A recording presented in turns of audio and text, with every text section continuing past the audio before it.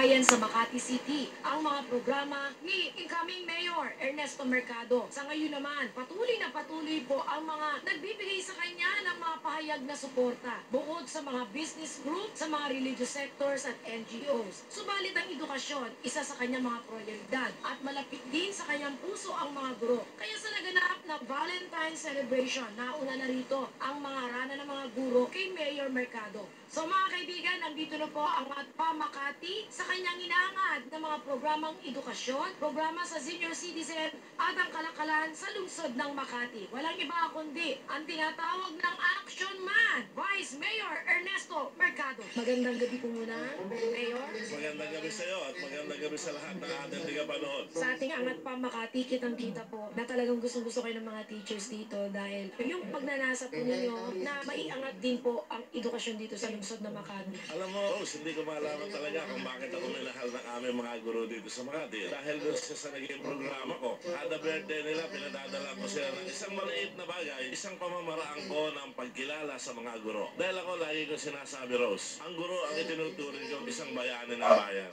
Kasi ang guro ang isa sa nakikita ko na nagtatrabaho ng lampas sa oras na itinakdang pagtrabaho. Tingnan mo, magtuturo yan ng ilang oras sa classroom. Pag uwi ng bahay, dala yung kanilang lesson plan. Eh di ba nagtatrabaho pa rin yun? Kung meron akong isang sektor na dapat alagaan, eh ang sektor ng mga guro. Alam mo, Rose, siguro ito yung tinatawag na Angat Pa Makati. Siguro dito makikita mo angat ng lahat. Angat ang edukasyon, angat ang serbisyo, angat ang mga tiga Makati sa lahat ng bagay.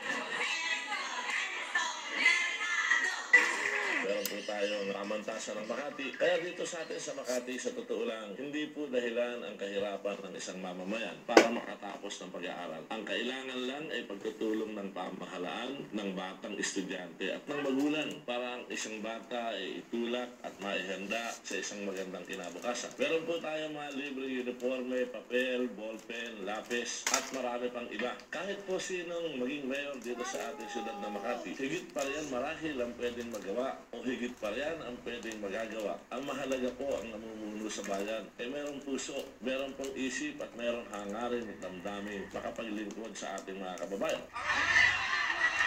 Lagi ko po sinasabi, ang business permit po natin ay mukha ng ating gobyerno. Mga kababayan, taga-subaybay, partikular na ho ang business sector. Tumasa po kayo, ipinapangako ko po sa inyo, lilinisin natin ang ating business permit, pagsiservisyohan po kayo ng tama. Isipin po ninyo, yung ating maliliit na manuninda, magluluto kayo ng isang kalderong pansit, isang kalderong arroz caldo, sisingilin pa kayo ng 30 pesos hanggang 40 pesos na alkabala. Maliban na lang doon sa bilang pagkilala na kayo kumukuha ng permit, dapat mabigyan man lang kayo ng mayor's permit para naman maging legal ang inyong pagtitinda.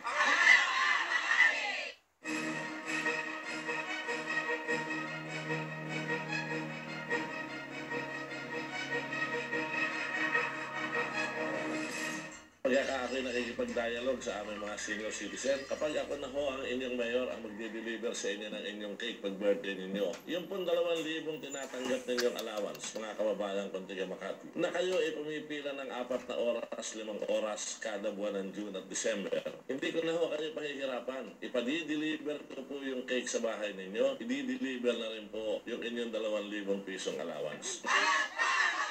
Sa aking mga guro at sa lahat ng sektor na nasa edukasyon ng Makati, ako po ay labis na nagpapasalamat sa inyong walang sawang pagsuporta. Lagi ko po sinasabi, isama niyo ako sa inyong mga dasal na sana po ay malampasan ko ang lahat ng pagsubok na ito para pagdating ng July ay maiparamdam ko naman sa inyo kung ano ang serbisyong merkado. Angat pa, Makati!